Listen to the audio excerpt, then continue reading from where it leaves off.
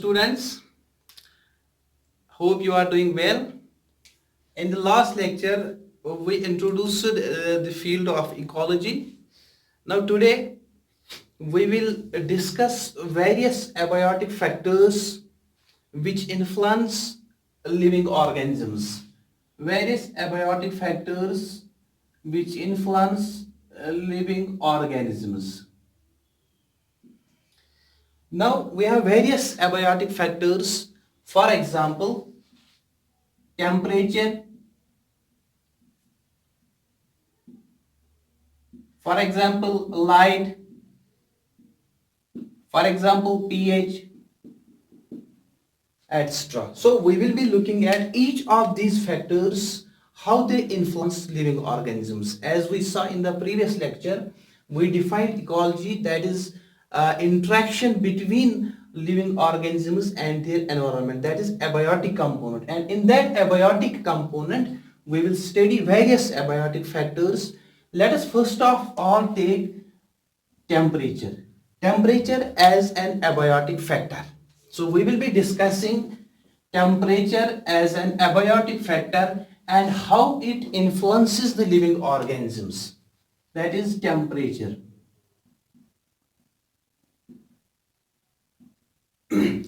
बेटा अगर हम डिफाइन करेंगे टेम्परेचर को in simple terms, we say that temperature is the degree of hotness or coldness.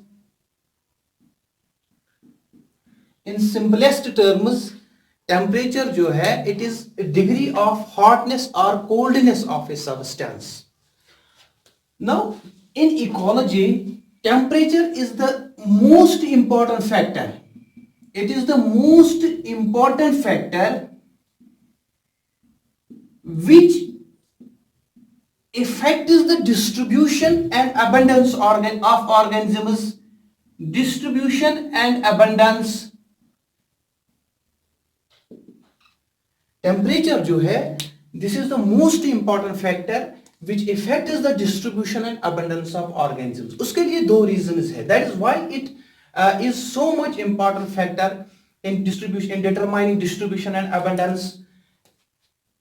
A reason being that temperature affects biological processes.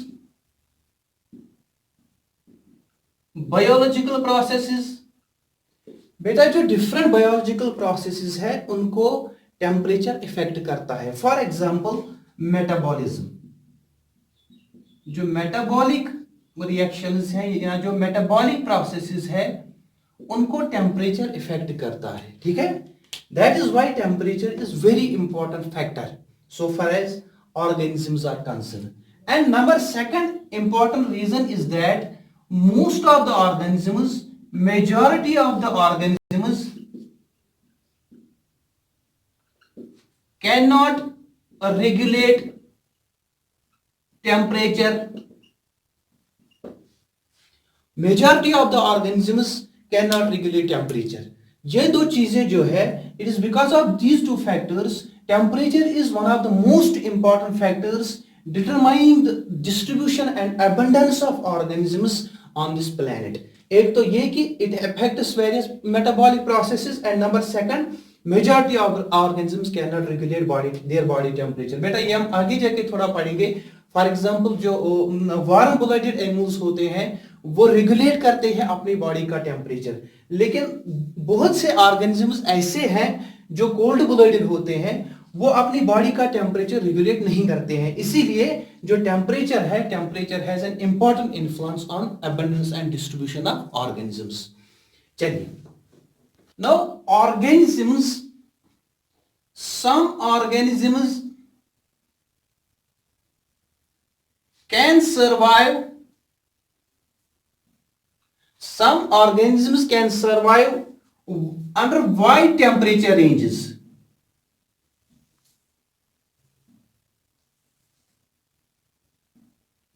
बेटा कुछ organisms ऐसे हैं, they can tolerate wide temperature ranges, they can survive under wide temperature ranges. For example, बहुत से organisms हैं।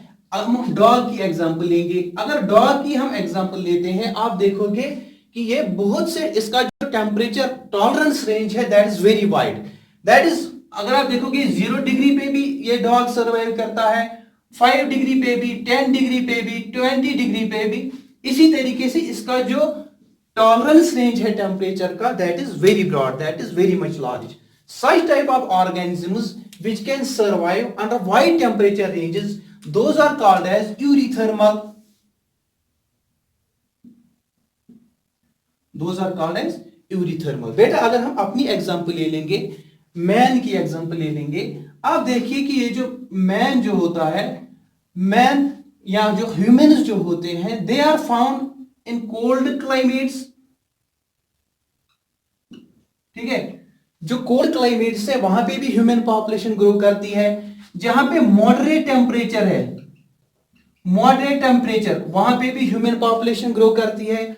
जहां पे बहुत ज्यादा गर्मी होती है, that is hot temperature, for example up to 40 degree centigrade, वहां पे भी ह्यूमन पॉपुलेशन ग्रो करती है। That is human populations have wide temperature tolerance, उनकी जो टॉलरेंस है वो बहुत ज्यादा है। और such types of organisms are called as eurythermal, such types of organisms are called as eurythermal organisms.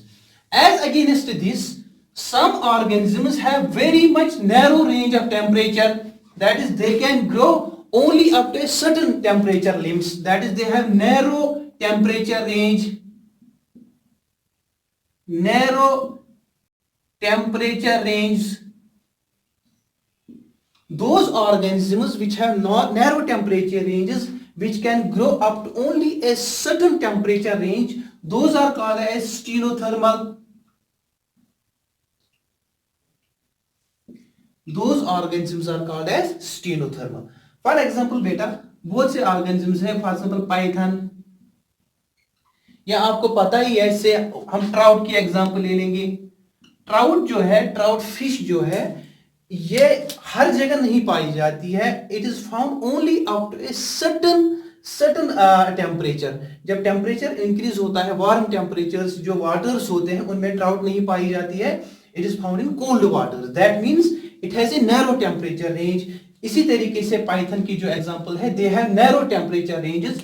Such types of organisms are called as stenothermal organisms. Such types of organisms are called as stenothermal. Now let us see how temperature varies globally. That is global variation in temperature. Global variation in temperature. बेटा आपको पता है कि ये जो temperature है, different regions जो है अर्थ के, they have got different temperatures. For example हमारे पास ट्रॉपिक्स हैं। इन केस ऑफ ट्रॉपिक्स, टेम्परेचर जो होता है वो बहुत ज्यादा होता है, दैट इज हाई टेम्परेचर। ठीक है, इसी तरीके से अगर आप पोल्स की बात करेंगे, पोल्स, तो पोल्स में टेम्परेचर बहुत कम होता है, that is we have less temperature in poles. और इसी तरीके से कुछ हैबिटेट्स अर्थ के ऐसे हैं जहां पे बहुत ज्यादा टेम्परेचर होता है। फॉर एग्जांपल बेटा आपने सुना होगा hot water springs, hot water springs. Hot water springs में जो है वो टेम्परेचर बहुत ज्यादा होता है। इसी तरीके से ओशियंस में होते हैं hydrothermal vents, hydrothermal vents. Hydrothermal vents जो है उनमें भी टेम्परेचर बहुत ज्यादा होता है। ठीक है, दैट मीन्स ये जो अर्थ है, अगर हम अर्थ बनाएंगे यहां पे, तो डिफरेंट रीजन्स जो है, डिफरेंट रीजन्स जो है अर्थ के, उनमें डिफरेंट टेम्परेचर होता है। कहीं पे टेम्परेचर ज्यादा होता है, कहीं पे टेम्परेचर मॉडरेट होता है, और कहीं पे टेम्परेचर बहुत कम होता है। ठीक है, that means we are having different temperatures on different areas of earth. अब ये जो टेम्परेचर है किसी रीजन का, या ये जो अर्थ का टेम्परेचर है, it usually depends upon number first latitude. Latitude पे जो है टेम्परेचर डिपेंड करता है। इसी तरीके से टेम्परेचर डिपेंड करता है ऑल्टीट्यूड पे। इसी तरीके से टेम्परेचर डिपेंड करता है किसी इलाके का, किसी रीजन का टेम्परेचर जो है दैट डिपेंड्स अपॉन स्लोप, ठीक है। इसी तरीके से ये जो टेम्परेचर है इट डिपेंड्स अपॉन वेजिटेशन, ठीक है। या इसी तरीके say that is season of the year, कौन सा सीजन है, तो temperature also depends upon the season, ठीक है बेटा। दैट मीन्स लैटिट्यूड पे टेम्परेचर डिपेंड करता है, आल्टीट्यूड पे टेम्परेचर डिपेंड करता है, स्लोप पे टेम्परेचर डिपेंड करता है, इसी तरीके से वेजिटेशन और सीजन पे टेम्परेचर डिपेंड करता है। फॉर एग्जांपल हम यहां पे आपको बोलेंगे कि how altitude affects temperature, how altitude affects temperature. First of all let us see how altitude affects temperature. बेटा अगर हम देखेंगे, मैं एक एग्जांपल यहां पे लूंगा ये वाली, ठीक है। हम किसी हिल स्टेशन पे जाते हैं, किसी पहाड़ पे जाते हैं, तो उसका जो है वो पैटर्न ऐसे होता है, ठीक है। नाउ जैसा जैसा हम ऊपर जाएंगे, एज वी मूव अपवर्ड्स, आपको लगता है कि वहां पे जो टेम्परेचर है वो कम होता जाता है, ठीक है। जितना हम ऊपर जाएंगे उतना टेम्परेचर कम होता है। That means with altitude temperature decreases, temperature decreases. जैसा जैसा हम ऊपर जाएंगे किसी पहाड़ पे, तो उसका टेम्परेचर जो है वो डिक्रीज होता है। It has been found that with every 1000 metre rise in altitude, 1000 metre rise in altitude, अगर हम 1000 मीटर ऊंचाई पे जाएंगे तो टेम्परेचर जो है it decreases up to 6.5 degree centigrade. वो टेम्परेचर जो है with every 1000 metre rise in altitude, the temperature of a region of that region decreases by 6.5 degree. This is called as lapse rate. This is called as lapse rate. This is called as lapse rate. So आपने याद रखा कि ये जो altitude है it influences temperature, यानी जितना जितना altitude increase होता जाएगा उतना टेम्परेचर जो है temperature also decreases. It has got an inverse relation. For example बेटा अगर हम कश्मीर की बात करेंगे तो कश्मीर का जो ऑल्टीट्यूड है एवरेज जो है, फॉर एग्जांपल श्रीनगर की बात करेंगे या अनंतनाग की बात करेंगे दैट इज 1600 मीटर। अगर जम्मू की बात करेंगे तो इट इज रफली 300 मीटर, ठीक है। अब आपको पता ही है कि जो कश्मीर जो है यहाँ पे जो टेम्परेचर है वो कम होता है as compare to Jammu. Jammu में टेम्परेचर ज्यादा होता है क्योंकि उसका इंपॉर्टेंट एक फैक्टर ये है कि ऑल्टीट्यूडनल वेरिएशन है, जितना ऑल्टीट्यूड ज्यादा है उतना टेम्परेचर कम है, ठीक है। इसी तरीके से दूसरा जो इंपॉर्टेंट फैक्टर है which influences temperature of a region, that is called as latitude. That is called as latitude. That is called as latitude. बेटा लैटिट्यूड किसको कहते हैं और किस हिसाब से लैटिट्यूड जो है वो इन्फ्लुएंस करता है temperature. Let us see how latitude affects the temperature. अगर हम अर्थ को डिफरेंट लैटिट्यूड्स में डिवाइड करते हैं तो आप यहां पे देख सकते हैं 0 डिग्री लैटिट्यूड जो है इसको हम इक्वेटर बोलते हैं, इसको हम बोलते हैं equator. This is called as equator. Now latitudes are parallels, ठीक है बेटा, ये पैरेलल्स हैं क्योंकि ये जो अर्थ है इट इज मोर और less spherical.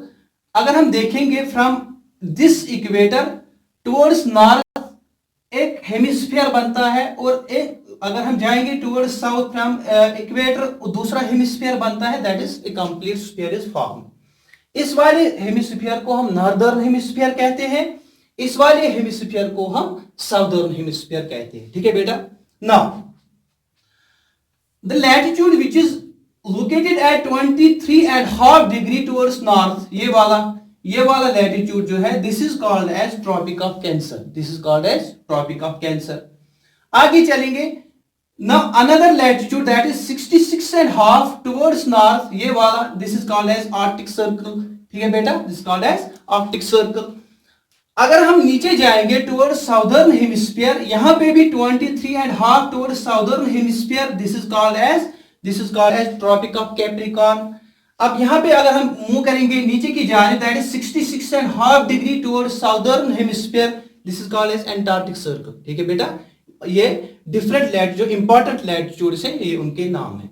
Now accordingly we have different zones. बेटा यहां पे आप फोकस कीजिए। From 0 degree latitude to 23.5 latitude towards northern hemisphere, ये वाला यहां से यहां तक, and from 0 degree latitude to 23.5 towards southern hemisphere, ये जो सारा पोर्शन है, ये वाला पोर्शन, ये वाला, इसको हम ट्रॉपिकल जोन कहते हैं, इसको हम बोलते हैं ट्रॉपिकल जोन, और this is called as tropical region. ठीक है, नाउ नेक्स्ट, अगर यहां से चलेंगे from 23.5 to 40 degree latitude towards northern hemisphere, ये जो ग्रीन से हमने इसको डिमार्केट किया है, this is called as sub tropical region, this region is called as sub tropical region. इसी तरीके से हमें साउदर्न हेमिस्फीयर की तरह भी सब ट्रॉपिकल रीजन होता है from 23.5 to approximately 40 degree latitude. ठीक है बेटा, ये हो गया दूसरा zone, this is called as sub tropical zone, और इसी तरीके से यहां पे इसको हम बोलते हैं सब ट्रॉपिकल जोन। ठीक है बेटा,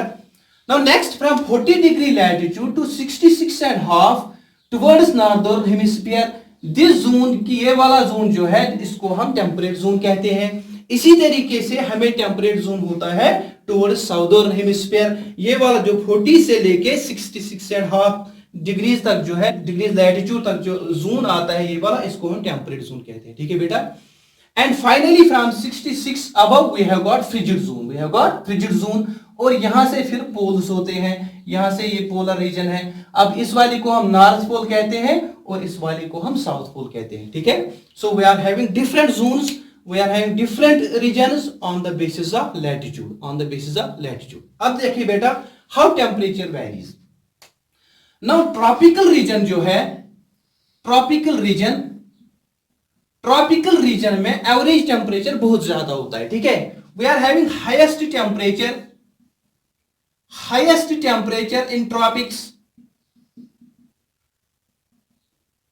ठीक है बेटा, हाईएस्ट टेम्परेचर इन ट्रॉपिक्स। उसके बाद अगर हम थोड़ा आगे जाएंगे, then we have got sub tropical region. Sub tropical region में जो टेम्परेचर होता है, it is less as compare to tropical region. वो ट्रॉपिकल रीजन से थोड़ा बहुत कम जो होता है, टेम्परेचर कम होता है। ठीक है, अगर हम टेम्परेट की बात करेंगे, टेम्परेट रीजन की तरफ मूव करेंगे, तो उसमें टेम्परेचर जो होता है वो सब ट्रॉपिक से कम होता है। ठीक है बेटा, अगर आप आगे जाएंगे तो फ्रिजिड जोन में या पोल की तरह जाएंगे, तो यहां पे सबसे ज्यादा कम टेम्परेचर होता है, that is coldest temperature is at frigid zone और टुवर्ड्स पोल्स और एट पोल्स, और जो सबसे ज्यादा टेम्परेचर होता है, maximum temperature in tropical zone. ठीक है बेटा, now accordingly we have got 4 types of organisms which live in different zones. अब आपको ये अच्छी तरह समझ आएगा। Number first is called as मेगाथर्म्स।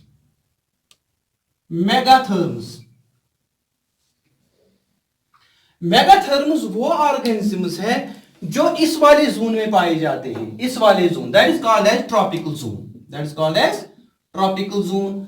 Tropical zone में जो ऑर्गेनिजम्स पाए जाते हैं उनको हम कहते हैं मेगाथर्म्स, यानी ये वाले ऑर्गेनिजम्स उस एरिया में होते हैं जहां पे एनुअली जो होता है टेम्परेचर ज्यादा होता है। ठीक है, टेम्परेचर ज्यादा होता है, more temperature throughout the year. ठीक है बेटा, ट्रॉपिक्स में ज्यादा टेम्परेचर होता है थ्रू आउट द ईयर, तो ऐसे वाले ऑर्गेनिजम्स को हम कहते हैं मेगाथर्म्स। ठीक है, for example Amazon forest etcetera में जो है, वहां पे जो है ट्रॉपिकल कंडीशंस है, जो वाले ऑर्गेनिजम्स वहां पे पाए जाएंगे उनको हम बोलते हैं मेगाथर्म्स। ठीक है, now next is मेसोथर्म्स।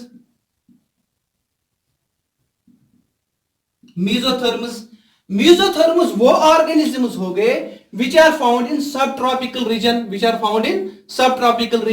now subtropical region आपको पता ही है, subtropical region is characterized by large temperatures, उतना ज्यादा नहीं होता है जितना कि ट्रॉपिक्स में होता है, ऑल्दो हमें यहां पे थोड़ा बहुत जो होते हैं विंटर्स, माइल्ड विंटर्स होते हैं, माइल्ड विंटर्स, और ओवरऑल जो होता है टेम्परेचर ज्यादा होता है। फॉर एग्जाम्पल बेटा, अगर हम यहां से जम्मू की बात करेंगे, या जो नॉर्दर्न इंडिया पार्ट है वो सब ट्रॉपिक में आता है, आप देखेंगे कि वहां पे विंटर भी होता है लेकिन उतना ज्यादा सीवियर विंटर नहीं होता है, और जो गर्मी होती है वो अच्छी खासी होती है। ठीक है, तो वो जो ऑर्गेनिजम्स जो इस वाले रीजन में, सब ट्रॉपिकल रीजन में होंगे, उनको हम कहते हैं मेसोथर्म्स। ठीक है, नाउ नेक्स्ट इज माइक्रोथर्म्स। माइक्रोथर्म्स वो ऑर्गेनिजम्स है which are present in temperate zone, microtherms which occur in temperate zones. ठीक है बेटा, अब टेम्परेट जोन को हम कैसे कैरेक्टराइज करते हैं? टेम्परेट जोन में यहां पे विंटर्स होते हैं अच्छे खासे, ठीक है। विंटर्स जो होते हैं, विंटर्स में यहां पे ठंड पड़ती है, that is we have low temperatures, winters में लो टेम्परेचर्स होते हैं, ठीक है। और ये जो फिर हम अगर हम समर की बात करेंगे तो वहां पे मॉडरेट टेम्परेचर्स होते हैं, मॉडरेट टेम्परेचर्स, ठीक है। दैट इज विंटर्स में लो टेम्परेचर होता है और जो समर है वहां पे होती है मॉडरेट टेम्परेचर। फॉर एग्जांपल अगर हम कश्मीर की बात करेंगे तो कश्मीर में आप देखते हैं कि यहाँ पे जो विंटर होता है वो अच्छा खासा होता है, उसमें टेम्परेचर कम होता है। और जब हम समर्स की बात करेंगे तो वहां पे मॉडरेट टेम्परेचर होता है। ऐसे ऑर्गेनिजम्स जो इन वाले एरियाज में या इन वाले जोन्स में होते हैं, पाए जाते हैं, those are called as microtherms, those are called as microtherms. Now next is hekistotherms. Hekistotherms वो वाले ऑर्गेनिजम्स हैं जो इस वाले जोन में पाए जाते हैं, यहां से नॉर्दर्न हेमिस्फीयर की तरफ और यहां से साउदर्न हेमिस्फीयर की तरफ। अब कौन से हैं hekistotherms? That is those organisms which are present in frigid zone, या वो जोन या वो एरिया जहां पे जो होती है टेम्परेचर जो विंटर्स का होता है, विंटर्स का वो बहुत कम होता है, वेरी लो, ठीक है।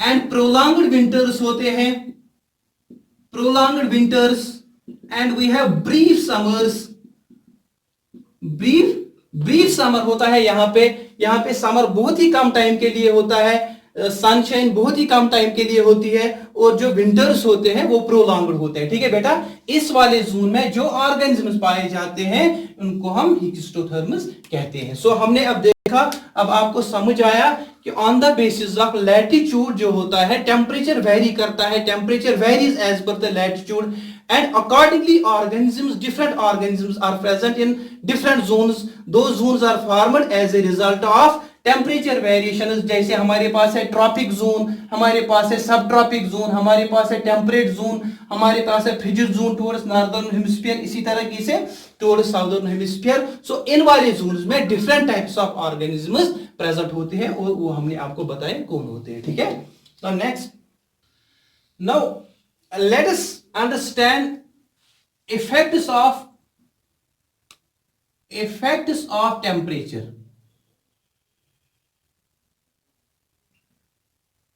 अब हम टेम्परेचर के इफेक्ट्स जो है, what are the effects of temperature, how temperature effects organisms, उसके बारे में बात करेंगे। Number first, effect of temperature on distribution. Effect of temperature on distribution of organisms, that means जैसा कि हमने इसमें भी बोला बेटा, कुछ और एग्जांपल्स देंगे। टेम्परेचर जो है it affects the distribution of organisms. How? For example हम एक एग्जांपल ले लेंगे कोरल रीफ्स की। कोरल रीफ्स जो होते हैं बेसिकली इसमें एक तो होते हैं कोरल पॉलिप्स एसोसिएशन में, polyps these are invertebrate organisms, और दूसरा होता है डाइनोफ्लैजिलेट्स, ठीक है बेटा। Coral polyps, invertebrates and dinoflagellates. अब ये जो पॉलिप्स होते हैं they secrete calcium carbonate shells,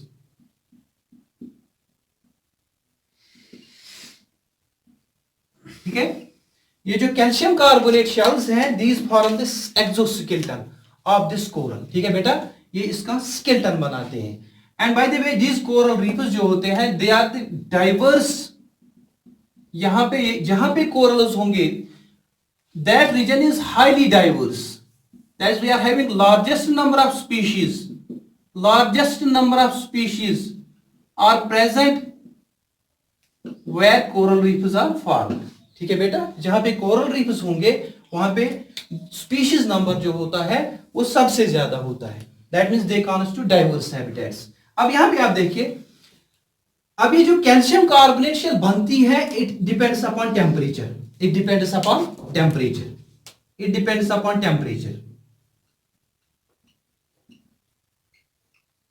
अगर टेम्परेचर कम है तो फिर ये जो कैल्शियम कार्बोनेट शेल है ये नहीं बनेगी, ठीक है।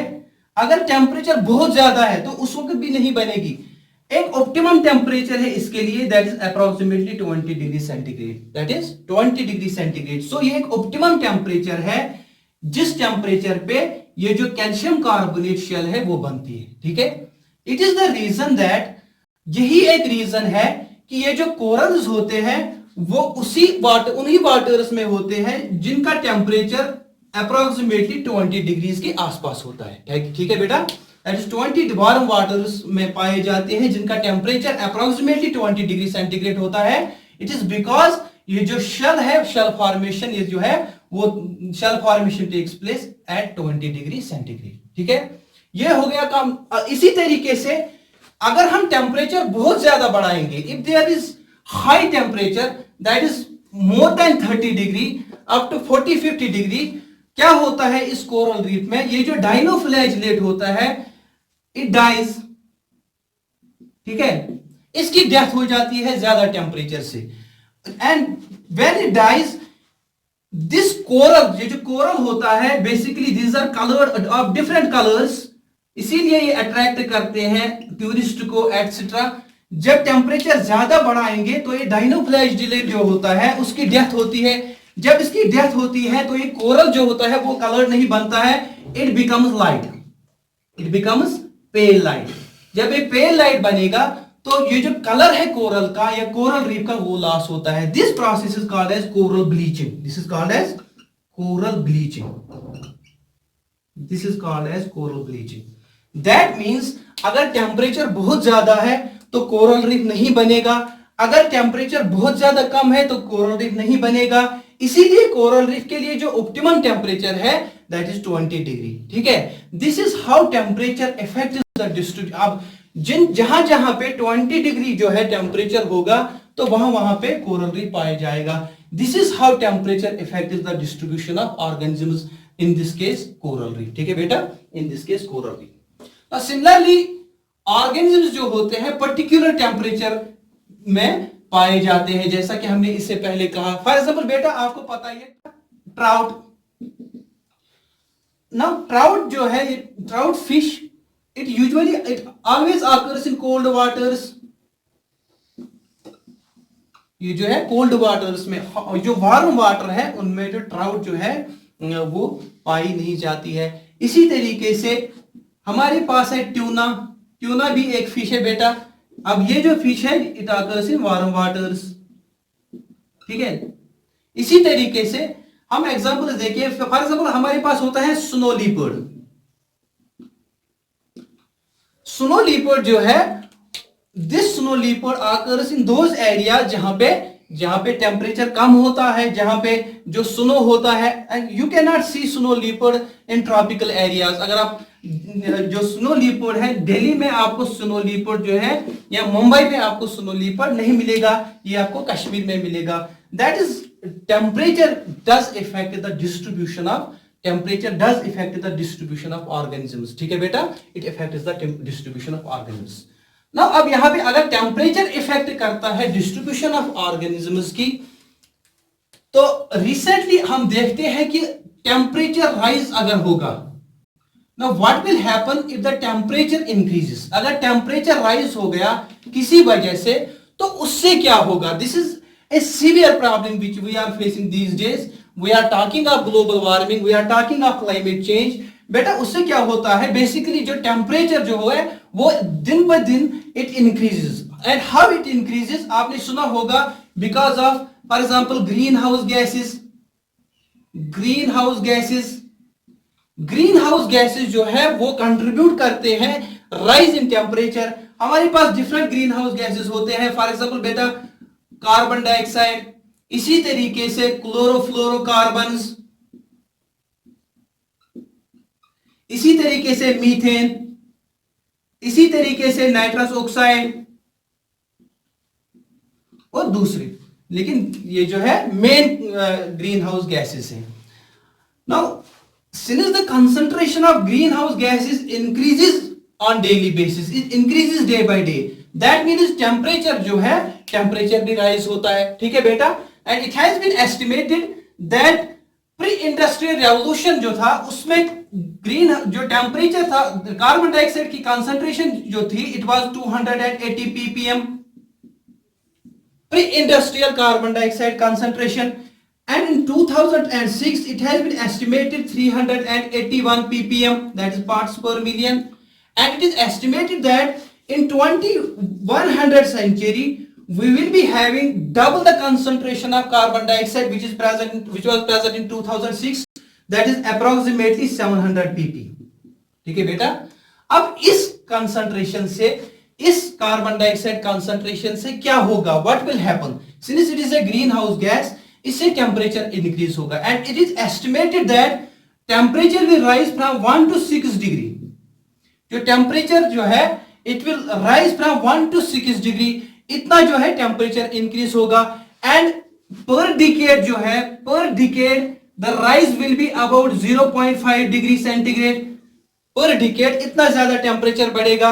और इस टेम्परेचर के बढ़ने से बेटा क्या होगा, अब स्पीशीज जो है, स्पीशीज की डिस्ट्रीब्यूशन पे कौन सा असर पड़ेगा टेम्परेचर राइज होने से because of green house gases, वो हम यहां पे देखेंगे। बेटा इस वाली डायग्राम पे आप फिर से फोकस कीजिए। Now each organism, each species is adapted to a particular set of temperature, ठीक है। ट्रॉपिक में जो स्पीशीज है वो ट्रॉपिकल जोन में ही अडेप्टेड है। टेम्परेट जोन में जो स्पीशीज है they are adopted to this particular zone. इसी तरीके से सब ट्रॉपिकल जोन में जो स्पीशीज पाई जाती है they are adopted to this particular zone. Now in case of rise in temperature, in case of global warming what will happen, आप देखेंगे कि अब ये सब ट्रॉपिकल जो क्लाइमेट था now it will change to tropical climate. यहां पे जो है टेम्परेचर बहुत ज्यादा होगा। टेम्परेट जोन जो है यहां पे भी टेम्परेचर ज्यादा होगा। Now it will be more और लेस लाइक सब ट्रॉपिकल रीजन। इसी तरीके से ये वाला रीजन जो है इट विल बी मोर और less like temperate region. Now अब ये जो टेम्परेचर है दैट इज ट्रॉपिकल टेम्परेचर, यहां पे अभी तक जो टेम्परेचर था यहां से उतना टेम्परेचर होगा। टेम्परेट जोन में जो है क्लाइमेटिक कंडीशंस मोर और लेस सब ट्रॉपिकल की आ जाएंगी। That means these zones will be unsuitable for those plants और for those animals which are present here, ठीक है बेटा। अब क्या होगा, ये जो प्लांट स्पीशीज यहां पे है या ये जो प्लांट स्पीशीज यहां पे है इनको अब माइग्रेट करना है, ठीक है, इनको माइग्रेट करना है। Why they have to migrate, बेटा ट्रॉपिक्स में टेम्परेचर ज्यादा होगा। दैट मींस जो प्लांट्स यहां पे एडजस्टेड थे, जो अडॉप्टेड थे, अब वो यहां पे एडजस्ट नहीं कर पाएंगे because of increase in temperature. Now they will try to move towards sub tropical region, ठीक है। एज यहां पे आप देखिए they will try to move towards sub tropical region. इसी तरीके से अब जो सब ट्रॉपिकल रीजन में स्पीशीज थी they will try to migrate towards temperate zone. Temperate zone की स्पीशीज जो है they will try to migrate towards frigid zone, ठीक है बेटा, towards north and similarly towards south. That is species will try to migrate towards poles. अब यहां पे क्या प्रॉब्लम है ना, आपको पता ही है कि एनिमल जो है इट कैन माइग्रेट, तो मोर और लेस वो माइग्रेट कर सकता है, लेकिन प्लांट जो है उनको बहुत ज्यादा टाइम लगेगा। सीड जो है, सीड डिस्पर्सल, पहले तो सीड डिस्पर्सल होना चाहिए, फिर जो सीड डिस्पर्स हो गया अब वो वहां पे अडॉप्ट होना चाहिए, ठीक है, तो उसमें से बहुत ज्यादा टाइम लगेगा। That means it is very difficult for plants to migrate at such a rapid pace at which the climate is changing.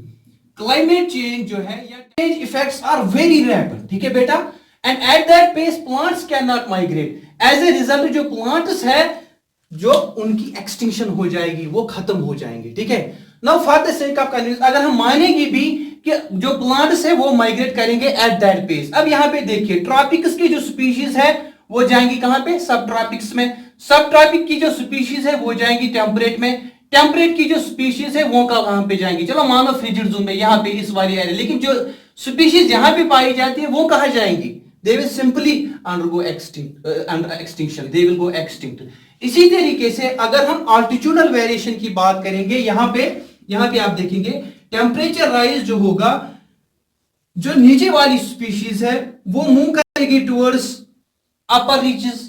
अब ये जो यहां पे स्पीशीज है they will try to move towards alpines और सब अल्पाइन्स, सब अल्पाइन्स एंड अल्पाइन्स। अब अल्पाइन्स की स्पीशीज कहां जाएंगी? That means they will simply go extinct.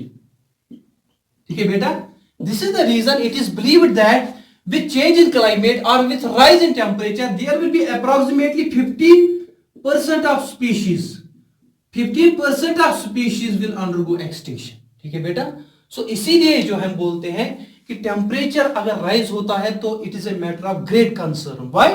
Because it will effect the species distribution. ठीक है, और जो स्पीशीज है विद राइज इन टेम्परेचर, जो स्पीशीज है वो एक्सटिंक्ट हो जाएगी अगर टेम्परेचर इसी तरीके से इंक्रीज होता रहा। ठीक है, दूसरा जो इफेक्ट है टेम्परेचर राइज का, that is on phenologies, that is on phenologies. ये बहुत इंपॉर्टेंट है, फिनोलॉजीज।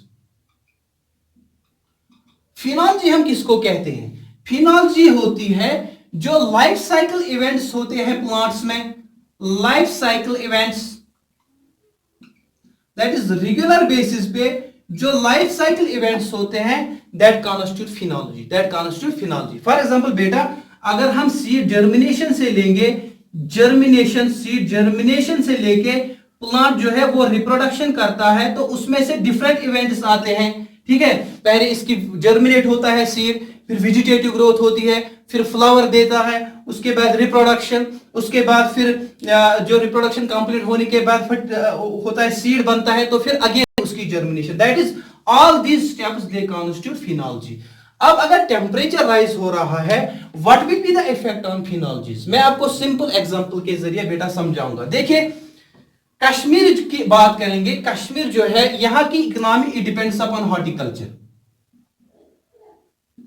ठीक है, कश्मीर की इकोनॉमी डिपेंड करती है हॉर्टिकल्चर पे ना। अगर टेम्परेचर ज्यादा होगा या टेम्परेचर कम होगा तो उससे क्या होगा? ठीक है बेटा, फॉर एग्जांपल टेम्परेचर जो है वो ज्यादा हो रहा है। ठीक है, अब हम एप्पल की बात करेंगे।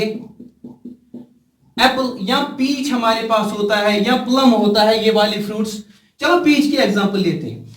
अब आप देखिए, नॉर्मली जो पीच है ये फ्लावरिंग करता था say in the month of March. ठीक है, in the month of March. नाउ अगर टेम्परेचर ज्यादा हो रहा है due to increase in temperature, अब फरवरी में ही उतना टेम्परेचर होगा जितने मार्च में हुआ करता था। So as a result it will flower in February. ठीक है, पीच अब फ्लावर करेगा फरवरी में ही ना। उससे क्या प्रॉब्लम होगी? अगर ये फरवरी में ही फ्लावरिंग करता है तो उससे क्या प्रॉब्लम होगी? प्रॉब्लम ये होगी कि उसको फरवरी में पॉलिनेटर अवेलेबल नहीं होगा। पॉलिनेटर जो है, pollinator will not be available in the month of February. Pollinator जो है वो मार्च के महीने में आता था, अब फरवरी के महीने में अभी पॉलिनेटर अवेलेबल नहीं है। दैट मीन्स कि इस प्लांट ने, इस पीच ने, इस एप्पल ने फ्लावर बनाया, लेकिन it will not gate pollinated. When it will not get pollinated, so we will be having no fruit formation। ठीक है, no fruit formation और reduced fruit formation। तो ओवरऑल जो yield है वो कम हो जाएगा। इसी तरीके से मैंने बोला कि हॉर्टिकल्चर बेस्ड हमारी इकोनॉमी है, that it will be adversely affected, it will be adversely affected। सो फिनोलॉजी जो है, फिनोलॉजी चेंजेस होंगी तो प्लांट को चाहे पॉलिनेटर नहीं मिलेगा, it cannot reproduce, then it cannot pollinate। ठीक है, तो अपनी जनरेशन जो है वो अपनी जनरेशन अच्छी तरीके से नहीं बढ़ा सकेगा। एज ए रिजल्ट ओवरऑल जो है उसकी जो पॉपुलेशन है वो कम हो जाएगी। ठीक है, it is the effect of temperature on phenologies. ठीक है बेटा।